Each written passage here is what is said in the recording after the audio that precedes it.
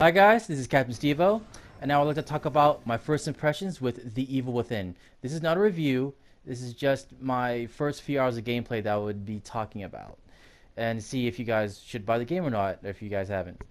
I would make a review for this game if I feel like it by the end of the week. Alright, now let's get into it.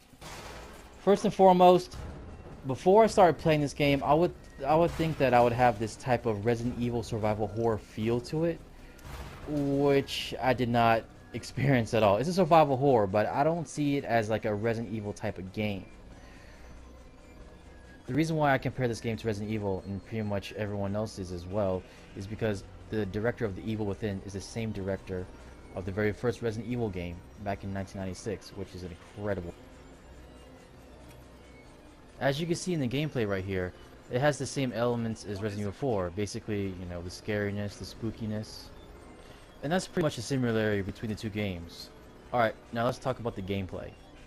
I would first like to point out I'm playing the survival mode right now. One of the biggest problems I have about this game is the aiming system. The aiming is really off. I would like to point out, when I first started playing survival difficulty, it didn't have the crosshairs right away when I picked up the gun. You had to literally go in the menus, and you had to enable that in order to use it. The movement of the character I don't like at all. Every time he walks, he seems like he's taking small hops other than walking. That does not seem too realistic to me. And the graphics, I would say I'm not too impressed of it as well.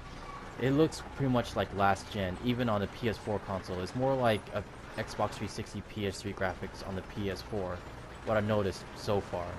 I know I've been saying negative aspects about the game. Now let's get into the positives. Besides the aiming being off, to me overall, it's a very good shooter. I really like it a lot. There are different varieties of weapons as well. You get to have your pistol, your shotgun, and your harpoon, which I did not know it had in this game. Once you get to use it, it's really fun.